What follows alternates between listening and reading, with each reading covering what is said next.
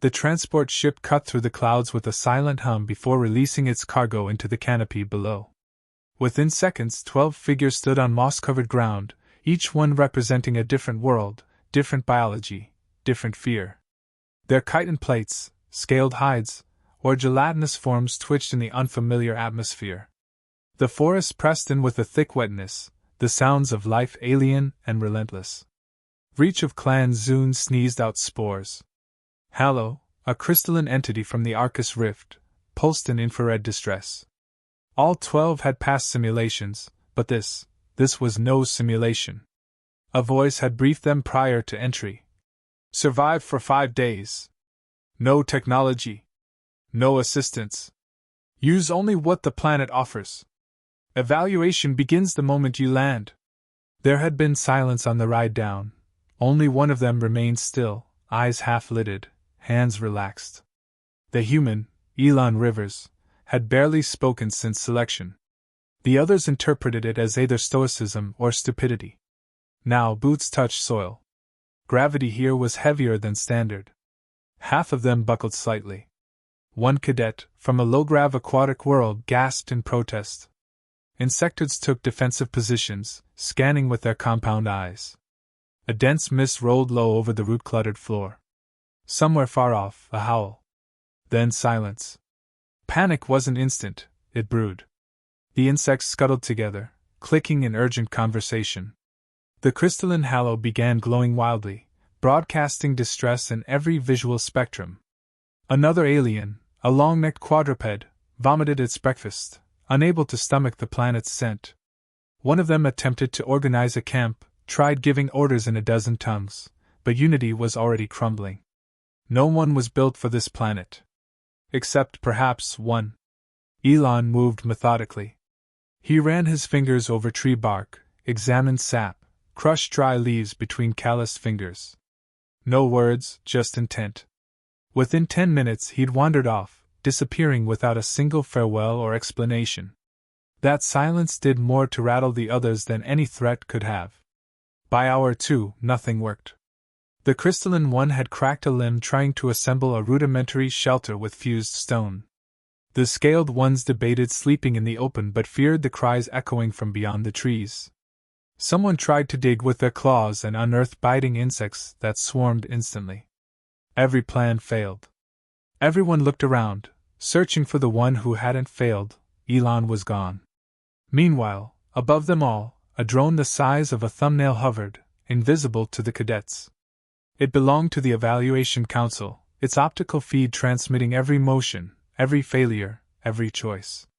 And it followed Elon Rivers. Where the others saw alien death, Elon saw opportunity.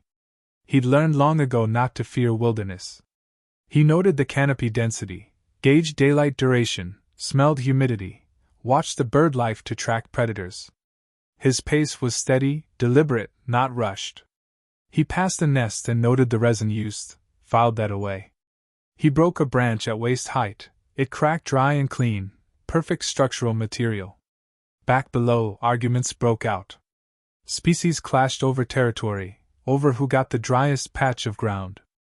Language barriers compounded the stress. Physical differences made cooperation laughable. The heat was intolerable for the low-temp species. The flying cadets' wings cramped in the wet air. Someone had already proposed quitting. But the human? Still absent. By dusk, the forest pressed in tighter. Visibility dropped to a hand's length. Alien eyes weren't built for this shifting light. The cadets fumbled. Their emergency instincts kicked in. Some tried climbing trees, only to fall or find sharp spines lining the bark. One cadet's leg began to swell after touching a glowing vine. There was whimpering, though no one would ever admit it later. Just as the fear peaked, a light flickered from above. Not artificial, but controlled, a soft bioluminescent green dancing between branches, high in the canopy. The group stared in confusion. One muttered, "Is that a signal?" Another whispered, "A trap?" What they didn't know was that Elon had already constructed the beginning of something. A platform suspended with tension-woven vines, reinforced with bark and timber, laid out with a soldier's precision. No hesitation. No supervision. Just instinct born from evolution and honed through struggle. He worked without wasting movement, without pausing to doubt. No internal celebration. Just the next task. Below, the rest didn't sleep. The noises grew closer. Some formed shaky pairs, others cried quietly, pretending not to. None of them had eaten. None of them drank. Every water source had seemed risky. And no one saw Elon again that night. Only the drone did. It hovered silently near the treetop, watching a human tie knots in the dark with unwavering hands. The council watching the feed was silent. The test had begun. The difference was already clear. One had come to survive. The rest had come hoping they wouldn't have to. Let me know if you'd like the next section script, F, A, visual scene breakdown, F, or a summary translation in Urdu, F. By the second morning, the camp had disintegrated. What little cohesion existed among the alien cadets had turned to scattered frustration. No agreed direction, no working structure, and no reliable source of food or water. Half of them had minor injuries, scrapes, insect bites, twisted joints. The others suffered sensory overload. No part of the forest was still. Every second carried movement, noise, smells unfamiliar and unyielding. Survival instincts kicked in, but for many, those instincts weren't built for this kind of world. Attempts to build shelter had failed entirely. One cadet attempted to use their natural exoskeleton secretion as bonding glue. It melted in humidity. Another had tried burrowing, only to encounter aggressive subterranean fungus that released a hallucinogenic spore cloud. For hours he babbled about moving trees and singing rocks. The crystalline entity, Hallow, tried erecting a structure from thermally fused stones, but the stones exploded after absorbing too much heat. Every alien had their strength, but none of those strengths applied here. Meanwhile, no one had seen Elon. His absence only deepened unease. Even those who mocked the human's quiet demeanor now wondered where he had gone, and how he had managed to vanish. Some speculated he'd perished. Others guessed he'd fled. None wanted to admit the growing suspicion that he might simply be doing better than them. One cadet tried following a trail believed to be Elon's, but gave up after 30 minutes. No clear signs. No noise. It was like the man had blended with the forest itself. They sent out calls in multiple frequencies, hoping he'd respond. No answer. Overhead, the observation drone followed a different reality. Elon was thriving. His movements had not slowed since sunrise. He had scouted a creek, tested its water using heat and observation, filtered it through layers of sand and charcoal from a fire built the previous night. He ate a fibrous root boiled over flame and set small traps baited with scent glands from crushed insects. His shelter was no longer a platform but a multi-layered structure now weatherproofed using overlapping leaves, bark stitched with fiber cordage, and supported by angled beams. There was a method to everything, structure based on stability and wind resistance, shaded openings for airflow, storage compartments elevated and sealed. He used the forest like he'd known it for years. Every movement served a purpose. Even while eating, he scanned for animal trails. While crafting, he timed his knots by breath. No noise, no panic. Just presence. Back where the others huddled, the situation had turned from disorganization to desperation. The flying cadet had injured a wing. One aquatic species lay limp, dehydrated, skin flaking. No one had eaten, save for one who consumed a shiny fruit and promptly collapsed, convulsing. The group could no longer agree on basic actions. Some wanted to move. Others refused to leave what little semblance of base they had. Words spread among them. Elon built something. A shimmering glow had been seen in the trees again. Higher this time. More structured. One cadet swore they saw rope. Another claimed they heard hammering. But no one dared go near. Their pride clashed with their desperation. As the sun dropped, fear returned. The humidity never lessened. The shrill sound of nocturnal creatures began again, impossible to filter out, oppressive in tone. One group attempted to climb a tree, only to be driven down by venomous birds nesting in its canopy. The rest crouched in the wet foliage, eyes darting, waiting for something to go wrong. Elon had no such struggle. He prepared his perimeter. Marked predator paths with repellents made from crushed plant oils. His traps didn't just capture food, they warned him of movement. A dead branch rigged to fall when disturbed, a vine that snapped taut when something brushed it. It was an evolving system, precise and refined. He worked until moonrise, then rested with one leg hanging over the edge of the platform, eyes scanning the dark below. Even sleep wasn't full, just calculated rest cycles, broken by checks on his surroundings. A mental clock ran beneath every breath. Calm wasn't luxury, it was discipline. Up above, the council monitored the feed from the drone. One elder commented, "He uses nothing but what he finds." Another responded, "He's not adapting to the forest. He's bending it." Data showed his core temperature remained stable. Heart rate consistent. Energy use efficient. He was outperforming all other cadets, alien or not, on every metric. Back on the ground, the cadets watched the glowing silhouette of the treehouse, barely visible but real. One of them whispered, not with anger but awe, "He built that, with his hands?" No one answered. The forest had. Let me know if you'd like the next section script, F, story summary in Urdu, F, or a visual layout of the treehouse concept, F. By the third morning, exhaustion had taken root in every alien still struggling on the forest floor. The cadets showed signs of physical breakdown, limbs trembling, posture slouched, senses dulled by a constant stream of stimulation they couldn't control or filter. Their attempts to remain hopeful had vanished. Now, they merely tried to endure. Breathing became labor. Hunger gnawed at their reasoning. Most sat in silence, eyes vacant, flinching at every distant rustle. One cadet tried to chew on a bark sample, failed to digest it, and spent an hour vomiting into their own shadow. Another clutched their injured leg, the swelling spreading beyond the joint. A third sat cross-legged, muttering calculations, trying to predict when the trial would end, knowing full well they wouldn't last that long. No one slept. No one truly rested. Insects bit through flesh. Sweat pooled. Muscles ached. The mental collapse came faster than expected. Even species with telepathic bonding abilities began experiencing dissonance. Shared thoughts fragmented into static. A group that once operated in synchronized unity now refused to make eye contact. Cadets who spoke dozens of languages found themselves forgetting words mid-sentence. Fear compressed their cognitive function until only survival instinct remained, and even that was compromised. Above them, Elon continued to work. His movements weren't frantic. They were paced, deliberate. He preserved energy without sacrificing productivity. While others wilted under pressure, he had entered a rhythm, a state of efficiency most species couldn't imitate. A new layer had been added to the treehouse, an overhead canopy reinforced with bone-dry palm fronds.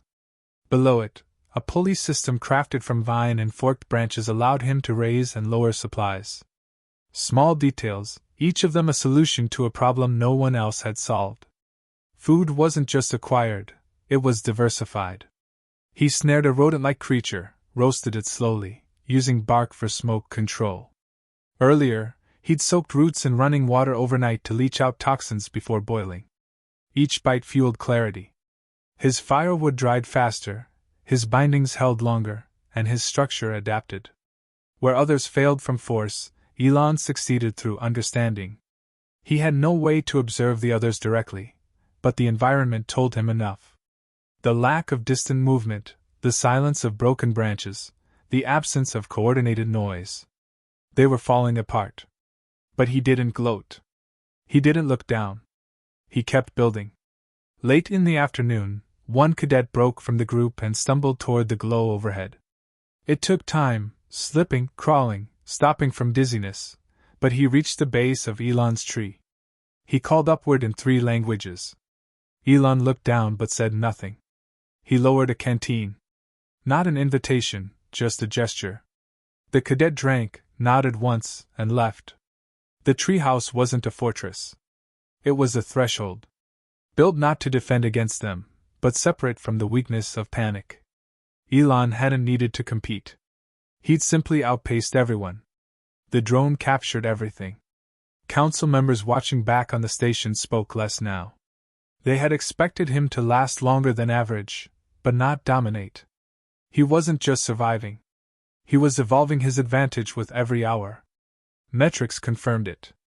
Heart rate, steady. Hydration, optimal. Mental strain, undetectable. Environmental influence, increasing.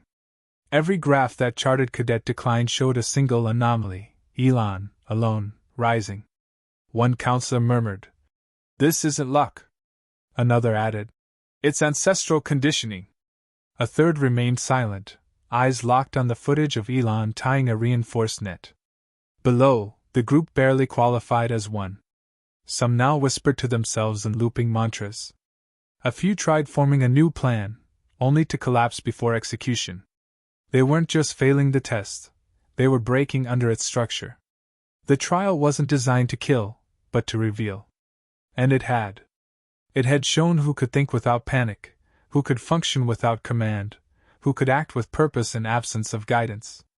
Elon didn't smile, didn't celebrate. He worked. He adjusted a trap that had been triggered overnight, studied the blood trail it left, and made the design more efficient. He examined tree bark discoloration and noted the weather shift. He prepared for rain. Others still hoped for rescue. Elon prepared for continuation. From the forest floor, the cadets looked up again. That soft light in the tree was no longer a mystery. It was a reminder. One of them whispered with equal parts envy and respect, "He's not trying to beat the forest. He's part of it now." And no one disagreed. Let me know when you're ready for Section 4, or if you'd like an audio-style narration version or Urdu translation as well. The fourth day brought a shift no one expected.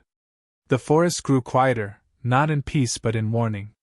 Creatures that once screamed and clicked now vanished into burrows and hollows. The wind slowed. Even the insects scattered. A different tension crept in, one that had weight. The cadets felt it first, an instinctual dread none of their species could explain. Then came the tremors. Subtle at first, like distant drums beneath the soil. A shape emerged from the canopy's edge, massive, wrong. It moved with fluidity, too large to be silent, yet no branches broke under its weight. The predator was not part of the test parameters. Even the council back on the orbital station flinched when they saw the footage. It hadn't been spawned by the test. Something native had crossed into the controlled zone. Protocol demanded non-intervention unless lives were certain to be lost. The debate began instantly, but the delay cost time. The cadets reacted as expected. Scattered thought turned to raw instinct. They ran in opposite directions, shouted warnings, trampled each other's makeshift barriers. Some froze. Others tried to hide. None of it mattered. The predator hunted not with speed, but certainty. Its senses ignored camouflage. It moved toward heartbeats, thermal trails, tremors in the soil. No cries disturbed it, no threats paused it. One cadet tried to distract it using a sonic pulse from a vocal sac. The sound barely faded before the creature swiped its limbs sideways, not out of anger, just movement. The cadet's body slammed against a tree and stopped moving. The rest understood. This wasn't a mistake in the test. This was real. Above them, Elon observed. He saw the ripple of movement in the trees. He heard the rhythm of panic below. But he didn't panic. He adjusted. The traps he'd built weren't meant for something that size, but they were tools he could repurpose. He didn't prepare for the predator. He prepared for the moment something would exceed control. His mind moved fast. He'd already charted pressure paths, slopes, water channels. He recalled which plants produced sap with explosive vapor when heated. He combined knowledge with speed. His hands didn't tremble. He crafted a lure from sweat-soaked cloth, attached it to a branch with friction cord, and smeared it with crushed roots that masked scent. Below, two cadets tried climbing trees again. One screamed as the predator closed in, the other jumped and twisted an ankle mid-fall. The monster didn't even rush. It simply moved forward, relentless. By then, Elon was already ahead. He set a sequence: trap, bait, noise. A triggered branch set fire to dried fibers. Smoke rose. The scent carried through the canopy. The predator paused. Not confused, interested. Elon threw a shard of sharpened rock, not at the beast, but at the sound trigger node he'd placed earlier. It snapped, releasing a high-pitched crack. Echo. Directional mislead. Then came the diversion. A small blast, not lethal, erupted near a rotten tree base, a controlled fireball of alcohol and plant gas. The light startled birds, broke branches, sent vibrations outward. The predator turned. Not in fear, but calculation. It followed the new vector. Elon stayed above it all, tracking it by motion, timing its shifts, keeping distance. He gave it reason to move elsewhere. That was enough. The cadets watched in disbelief. From scattered positions, they saw the massive forms shift direction. Some thought it divine luck. Others assumed a forest fluke. Only one or two realized it was manipulation. One cadet looked up again and saw movement in the trees, not panic, not retreat, control. Elon didn't speak. He didn't claim credit. He simply removed his traps afterward, checked for perimeter breaches, reset his warnings. He had done what needed to be done. Not to impress. Not for reward. Because survival required action, not approval. Later, as silence returned, the cadets regrouped weakly. They murmured stories, some exaggerated, others stunned into fragments. But one fact remained solid: Elon had acted while they fled. He had protected without needing to declare it. Back at the council chamber, there were no questions now. Only recordings. They replayed the footage frame by frame. The species who once doubted human endurance now studied his movements as if decoding an algorithm. Calm under threat. Logic under chaos. Efficiency without ego. For Elon, it was just another day in the test. Let me know when you're ready for Section 5, or if you'd like a summary version or HFY-style quote compilation from this act. When the extraction signal came, it wasn't met with celebration. No one cheered. The remaining cadets staggered toward the landing zone, silent, eyes hollow. Their uniforms were torn, their movements uncoordinated, some limping, others assisted by those less injured. They looked older than when they had entered. Survival hadn't made them proud, it had humbled them. Medical officers scanned each one on arrival, documenting injuries and dehydration levels. Half were flagged for psychological observation. Most didn't speak unless spoken to. Only one file showed a stable physiological state across all 5 days: Elon Rivers. No aid required. No signs of trauma. No complaint filed. He didn't wait for applause. As the others were lifted into recovery vessels, Elon cleaned his hands on a cloth, secured his gear, and stepped aboard without comment. The others noticed. Not with envy, not anymore, but with a quiet, uneasy respect. He hadn't competed with them. He hadn't needed to. He had simply moved forward while they stalled. Back at the academy, footage was already circulating through internal channels. The treehouse had become myth in under 12 hours. Cadets in other divisions passed still frames hand to hand, Elon rigging traps, cooking over coals, defending without aggression. The phrase repeated in every common language: he built it in 6 hours. No AI, no assistance, no enhanced tech, just application of understanding and repetition of logic. The evaluation board, once skeptical of human inclusion in elite interspecies training, now stood in near silence. Every metric review placed Elon in the top percentile. Not just for survival, but for initiative, control, risk mitigation, adaptability, and moral discretion. While others competed for limited food, he left resources untouched for those trailing behind. While others hid, he manipulated the threat's trajectory without confrontation. He had mastered the test without ever needing to dominate it. The alien cadets weren't given failure marks. They weren't expelled. But their reports made a different kind of impact. Nearly every post-evaluation interview included the same name, the same word: human. One described him as unknowable. Another said he was terrifying in his calmness. But most admitted something more honest: they trusted him more than each other. The academy curriculum changed within a week. The footage of Elon's methods became required study for all cadets entering survival theory. Not because he was perfect, but because he was prepared. He didn't improvise wildly. He didn't rely on strength or cultural superiority. He used patience, incremental action, cause and effect reasoning. When asked later what made him different, he answered with a shrug.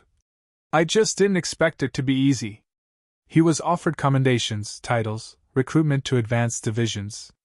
He declined most. Not out of arrogance. There was no joy in what had happened. There was no pride in outperforming cadets who had never been taught to handle struggle outside structure. For Elon, surviving the test wasn't about proving humanity superior. It was about proving humans belong. The shift in perception rippled beyond the academy. Delegations that once excluded Earth-born applicants began reconsidering. It wasn't about technology or culture anymore, it was about grit. A species that evolved with no fur, no fangs, no armor, but still hunted, built, and survived had proven its place not with war, but with endurance. Among the alien cadets, conversations changed. They no longer spoke of superiority, but of gaps in their own learning. Some asked for survival manuals from Earth. Others studied human field techniques, started training without augmentation. And a few, quietly, began constructing shelter replicas in virtual space, not because they were forced, but because they wanted to understand how one species could turn chaos into order using nothing but what lay beneath their feet. Elon never lectured. He never corrected. When approached, he gave answers short, precise. He didn't want followers. He wanted competence. Those who asked him the right questions received them. Those who sought shortcuts were ignored. The test had ended. But its echo remained. The drone footage, once a monitoring formality, became an instructional legend. A silent witness to 5 days of quiet determination. A reminder that survival wasn't just biological, it was behavioral. Predictable in pattern, exceptional in execution. And when asked what the academy had learned from the entire ordeal, one instructor answered with nothing but a pause before stating, he didn't overcome the forest. He aligned with it. That's the difference. Let me know if you'd like a one-line HFY quote set, F, a recap in Urdu, F, or a YouTube narration structure, F, for this story.